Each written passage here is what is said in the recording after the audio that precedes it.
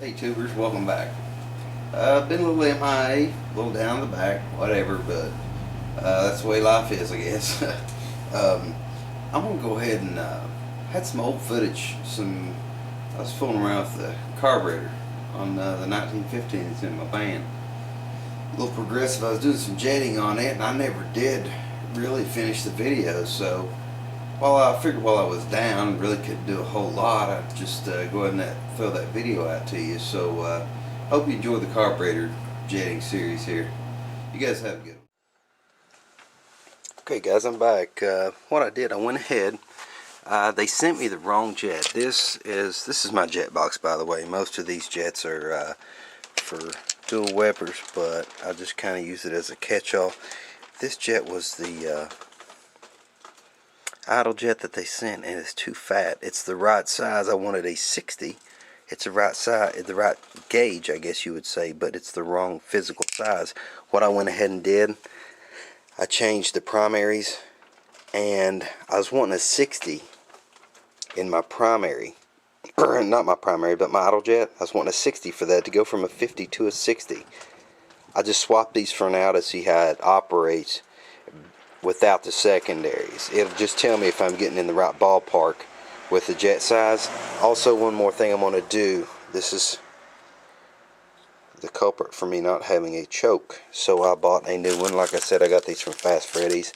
I'm going to contact them, get my jets corrected, and then I'll get back to business. I'm going to go ahead and get this replaced. All it does, this is probably very basic for a lot of you, but some of you who don't know how to change one of these. This goes on that little prong right there. And then you have this ring that's going to fit right here. You adjust your choke and go ahead and tighten the 3 screws down, and then that's how you get your choke set. The way I set my choke is cold. I just pull it back until the butterflies almost completely close. Tighten it down right there, check it, run it, make sure everything's fine. It may need a little further adjustment, but you want to make sure, one thing you want to make sure of is all these linkages. These linkages have to be very clean for that to operate properly. So you can see what bad shape this is in. I've had this carburetor, my goodness, for I would say 20 years now anyway. So it's due for a change. So I'm going to get that, get all this back together, buttoned up, get the carburetor base put on, bolted down. Then I'm going to put my air horn on, like I said, so I can get to this stud right here with the air horn on. It's a terrible job to get to that. So anyway, I'll catch up with you folks in just a little bit. Okay, we're looking at the Weber Progressive carburetor that I'm putting on this 1915 for my father. This is my van. I'm just breaking it in for him. Haven't completed all the work on his van. I want to show you a little trick with this. If you take on these engines, this bolt right here is nearly impossible to get to. In order to get it off and on easier, this is just a little trick that I'm doing here. I want to show you. If you take the air horn off the carburetor, you're just looking at a few screws all together. I think there are 5. Yeah, 5 screws. Take the air horn off. You can get to this screw very easily, and then your carburetor pops right off. Just a little trick that I do. The reason I'm taking this off, like I said before, was to change this element.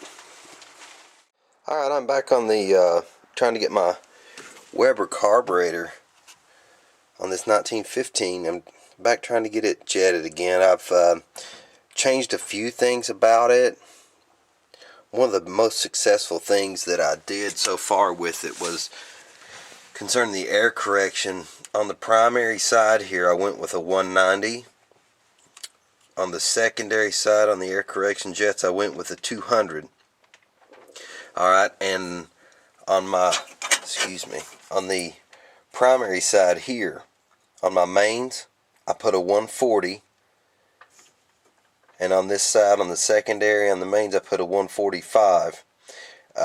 This has been the most significant change in putting the 140 on this side. My idle's much improved, but I've still got some flat spots between shifts, and I'm sure that is the pump jet. This jet here, this is a 55, And you can see it's the one I put on. It's got both of the nozzles opened up. However, it's not providing enough fuel, which gives me a flat spot. It would act like on an old small block Chevy. I remember when I was working on those back in the day, it'd be, you know, like your actual diaphragm on your pump, you know, in the accelerator pump in the carburetor. That would be symptomatic of that. On this, I'm really thinking that it's just a lack of size. And these, you can see in these little nozzles here. I don't know how well you can see this, but I can see it pretty well. It's very, very small. They're supposed to be small.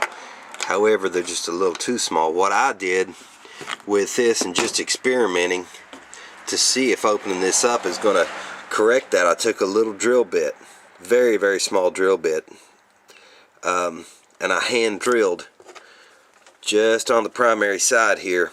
I hand drilled that out to get a little more volume. Now, if this works, I'm going to call Fast Freddy's and order me a new pump jet, because these are really supposed to be equal on both sides. I just drilled out one side, and it was one morning I got up early, couldn't sleep, so I sat at the computer desk and I hand drilled that out just with my fingers. This is really, really soft material, so it wasn't a problem.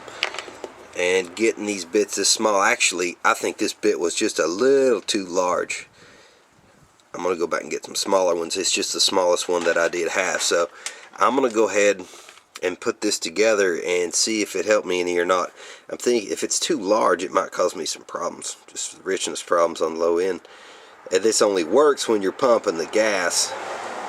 That's when it's most effective, is just to get you off of idle. So, but between shifts, you need that extra shot of gas in there. So I'm hoping that I did some good with this. I'm gonna give it a try here, and we'll see what happens.